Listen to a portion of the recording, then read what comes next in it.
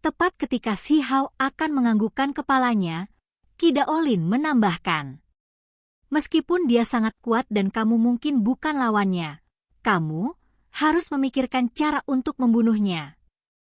Si Hao segera tidak ingin mendengarkan. Wajahnya jatuh, berkata, Halama, apa yang kamu katakan? Saya sudah mengalahkannya 2 kali, namun Anda masih tidak berpikir saya bisa membunuhnya? Anda seharusnya tidak meremehkan saya seperti ini." Qi Daolin menghela nafas dan berkata, jika bukan karena berita yang beredar baru-baru ini, saya bahkan tidak akan tahu tentang ini. Yang berkeliling dunia hanyalah tubuh kedua. Kami telah meremehkannya. Ini adalah masalah serius. Dia sangat mengerti bahwa tubuh utama pewaris istana abadi pasti akan menjadi lebih kuat. Begitu mereka bergabung, kultivasi mereka akan sulit diprediksi. Menurut pendapatnya, pewaris istana abadi bahkan tampaknya memiliki kepercayaan diri untuk mengalahkan orang-orang aneh kuno itu. Ketika Si Hao mendengar ini, dia agak tidak mau menerimanya. Seberapa kuat dia? Kuat ke tingkat yang konyol. Itu pasti tidak akan menjadi sesuatu yang sederhana seperti menambahkan 2 tubuh bersama-sama, tetapi kekuatan yang tiba-tiba melonjak. Begitu mereka bergabung, kekuatan bertarungnya akan meletus seperti gunung berapi. Qi Daolin menghela nafas dan berkata, bahkan dia tidak mengantisipasi bahwa istana abadi akan mengolah metode kuno semacam ini secara rahasia. Itu karena itu sangat sulit dilakukan, juga sangat berbahaya. Mereka awalnya berpikir bahwa istana abadi hanya menguji ini pada Yu Chen, tidak pernah berharap bahwa pewaris mereka sendiri juga mengolahnya. Di dunia ini, sebenarnya ada 2 yang berhasil. Si Hao mengerutkan kening dan berkata, apakah itu menakutkan? Latar belakang macam apa yang dimiliki metode kuno itu? Jika saya harus, saya akan meminta Qing Yi untuk itu dan mengolahnya sedikit juga. Ini lebih menakutkan daripada imajinasimu. Sesuatu yang diciptakan oleh keberadaan abadi. Namun, Anda tidak boleh mencoba mempelajarinya. 1 orang menjadi 2, 1 kesalahan dan masalah besar akan muncul. Keberadaan abadi? Si Hao terkejut. Dia segera memikirkan keberadaan kuat yang telah ditekan di bawah gunung 5 fase di alam bawah. Keberadaan itu sangat menakutkan. Rumor mengatakan bahwa keberadaan ini adalah anak anumerta dari makhluk yang tak tertandingi dari era paling kuno, dan mungkin terkait dengan Kun Peng. Tentu saja, ini semua hanya rumor, kata Qi Daolin. Ketika Si Hao mendengar ini, api besar berkobar di dalam dirinya. Dia langsung menanyakan hal itu. Qi Daolin menggelengkan kepalanya. Dia hanya mendengar beberapa rumor juga. Keberadaan itu belum pernah melihat orang tua, dan setelah lahir, disegel dalam kekacauan utama selama jutaan tahun sebelum muncul. Si Hao tercengang. Lagi pula senior itulah yang disegel di alam bawah. Istana abadi memiliki beberapa teknik rahasia yang tak tertandingi, tetapi mereka tidak membangunnya, tetapi memperolehnya dari warisan lain. Bahkan bisa dikatakan tangan mereka berlumuran darah. Qi Daolin tertawa dingin. Si Hao akhirnya mengerti mengapa keberadaan abadi ditekan di bawah gunung 5 fase, sulit untuk dibunuh bahkan setelah sekian lama. Teknik yang dimiliki Immortal Palace tidak sempurna. Keberadaan abadi itu juga terbagi menjadi 2 tubuh, dan selama 1 tubuh mati dan yang lainnya hidup, maka mereka dapat terlahir kembali. Selain itu, setiap kali dia mati sekali, dia akan mengalami kelahiran kembali dan melakukan pencerahan hidup dan mati, memberinya kesempatan untuk menjadi sedikit lebih kuat. Ini adalah perbedaan paling mendasar antara teknik sempurna dan teknik yang diperoleh istana abadi. Pisahkan menjadi 2 tubuh untuk berkultivasi, ketika digabungkan lagi menjadi lebih kuat. Namun, teknik sempurna keberadaan abadi memiliki kelahiran kembali hidup dan mati, memungkinkan untuk kemajuan lebih lanjut. Itulah sebabnya jika Anda benar-benar ingin membunuh keberadaan abadi itu, kedua tubuhnya harus dibunuh pada saat yang sama, atau setiap kali satu tubuh terbunuh, itu hanya akan memungkinkan pemahamannya tumbuh lebih dalam, mungkin menjadi lebih kuat. Si Hao bertanya kemana keberadaan abadi itu pergi. Keberadaan ini pasti berdiri di sisinya, tetapi informasi yang dia dapatkan mirip dengan rumor bahwa dia telah lama memasuki kedalaman-kedalaman wilayah yang tidak berpenghuni. Ini tampaknya menjadi akar dari segalanya. Mungkinkah semua orang pada akhirnya harus pergi ke sana? Si Hao berkata dengan lembut. Dia merasa bahwa Dewa Willow dan pagoda kecil mungkin berada di kedalaman area terlarang. Dan sekarang, bahkan Kidaolin akan pergi. Kamu harus berhati-hati dengan resolusi klan surgawi. Anda harus tahu bagaimana melindungi diri sendiri ketika saya tidak di sini. Kidaolin memperingatkan. Dia secara khusus memperingatkan bahwa dengan kehidupan pelindung Dao yang mendekati akhir, alasan dia langsung melarikan diri setelah kekalahannya terakhir kali kemungkinan besar agar dia benar-benar dapat menggunakan energi terakhirnya. Dia mungkin mengambil tindakan ekstrim. Tentu saja, jika pelindung Dao klan surgawi mengambil tindakan, mereka pasti tidak akan menahan diri, melangkah sejauh yang diperlukan. Saya memiliki cara saya sendiri untuk melindungi diri saya sendiri, kata Si Hao. Dia memiliki 2 simbol penghancur alam sekarang, jadi dia tidak perlu khawatir. Dia hanya harus dengan tenang menunggu kompetisi besar dimulai. Ketika dia keluar lagi, itu mungkin pemandangan yang sama sekali berbeda. Dia sebelumnya telah mendengar bahwa setiap kali pertempuran jenius yang tak tertandingi ini dimulai, waktu terpendek adalah 1 tahun, yang paling lama secara tak terduga berlangsung 100 tahun sebelum orang-orang di dalam keluar. Selama waktu yang lama, bahkan ada seseorang yang menentang surga, langsung mencapai tingkat dewa surgawi. Bekerja keras kalau begitu.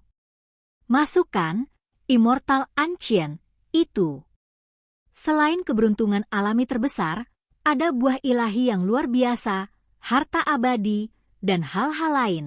Salah satu dari mereka akan sangat bermanfaat selama sisa hidup Anda. Misalnya, buah Dewa Surgawi. Setelah kamu memakannya, Mata Kidaolin sangat cemerlang, tetapi dia juga merasa sangat menyesal karena dia tidak bisa masuk ke dalam dirinya sendiri. Kalau tidak, dia pasti akan membersihkan kayu suci itu. Buah Dewa Surgawi, inti abadi, dan hal-hal lain. Ada terlalu banyak benda suci di dalamnya, hal-hal yang dirindukan oleh semua sekte besar. Ini juga mengapa mereka begitu fokus dalam memelihara dan mendorong para murid untuk berpartisipasi. Bahkan jika mereka tidak bisa menjadi nomor 1, selama mereka bisa keluar hidup-hidup, mereka akan mendapatkan panen besar yang tak terbayangkan. Apa yang harus saya perhatikan, misalnya, berbagai bahaya? Si Hao bertanya, mencari bimbingan. Ada banyak bahaya, dan itu berbeda setiap waktu. Kata Kidaolin. Kemudian, dia mengingatkan bahwa meskipun klan surgawi dikalahkan, dia tidak bisa memandang rendah mereka. Si Hao bergumam pada dirinya sendiri tentang bagaimana klan itu telah menurun. Bakat luar biasa mereka yang disebut Yuyu, jika bukan karena bergabung dengan batu amanat surga baru-baru ini, tidak mungkin dia menjadi begitu kuat, bertarung dengannya untuk waktu yang lama. Aku tahu kamu ceroboh. Klan surgawi tidak sederhana. Sebelumnya dalam sejarah, ada seorang anak muda yang bergabung dengan 3 batu amanat surga, yang dikenal sebagai 3 batu raja surgawi. Kidaolin menggelengkan kepalanya. Apa? digabungkan dengan 3 buah batu amanat surga? Apakah bakat alaminya menentang surga? Shi Hao terkejut. Ada 6 celestial besar di era kuno, tapi itu masih hanya 6 batu mandat surga. Ada seseorang yang tiba-tiba bergabung dengan 3 potong batu amanat surga saja. Bakatnya hanya normal, bukan bakat luar biasa. Sebelum dia bergabung dengan mereka, dia tidak jelas dan tidak dikenal, kata Qi Daolin, dan kemudian dia menambahkan dengan serius. Namun, setelah menjalani 3 transformasi sempurna, tidak peduli seberapa kurang bakatnya, dia masih menjadi sangat kuat.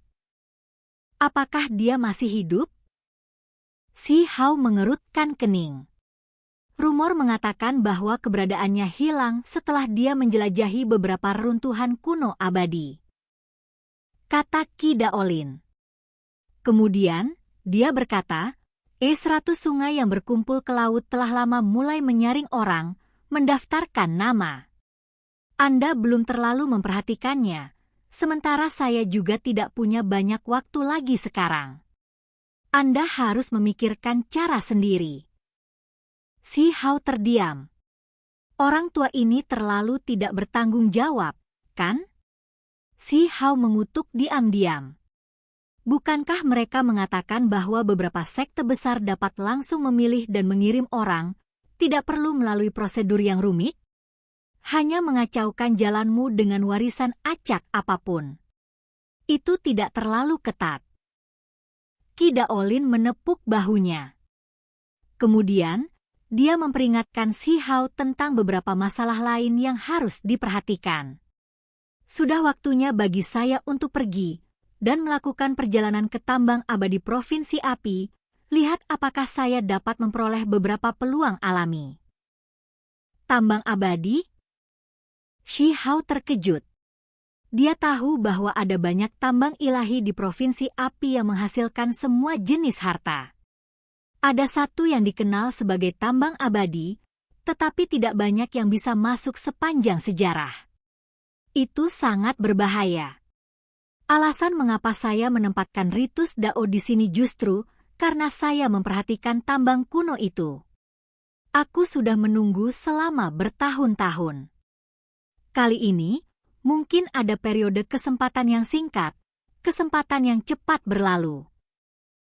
Qi Daolin sebelumnya telah mencuri dari ratusan klan, dan dia telah menjarah sebuah fragmen tulang yang memiliki beberapa rumor rahasia yang tercatat di dalamnya.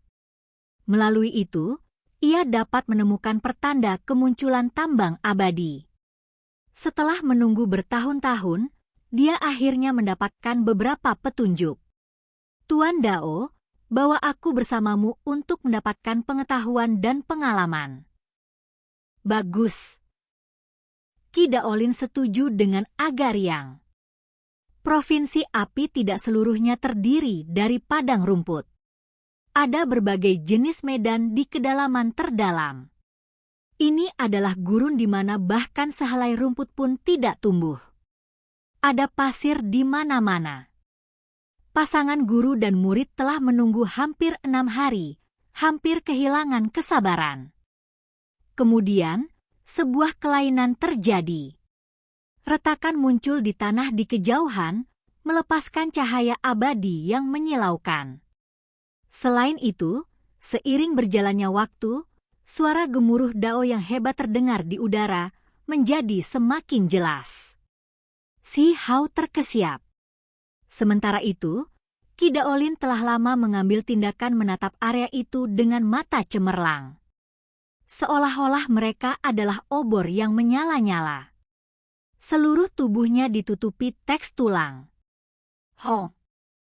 Permukaan tanah terbelah. Sebuah gunung besar muncul dari bumi, dikelilingi oleh kabut kekacauan utama. Itu sangat besar dan mengesankan. Sekitar setengah jalan ke atas gunung, ada sebuah gua kuno yang melepaskan cahaya warna-warni yang menguntungkan. Kabut abadi menyelimuti udara, menciptakan pemandangan yang mengejutkan. Suara Dao besar yang memekakan telinga bergemuruh, mengalir keluar seperti laut. menunggu untuk waktu yang lama, tetapi hari itu benar-benar datang. Qi Daolin tidak lagi tinggal kerang. Dia tampak sangat tersentuh, melepaskan simbol yang menyilaukan. Dia membawa Si Hao bersamanya, langsung bergegas. Ini adalah tambang kuno. Begitu mereka masuk, ada gelombang aura suci yang membuat Qi Daolin sangat gemetar. Aura Dao abadi?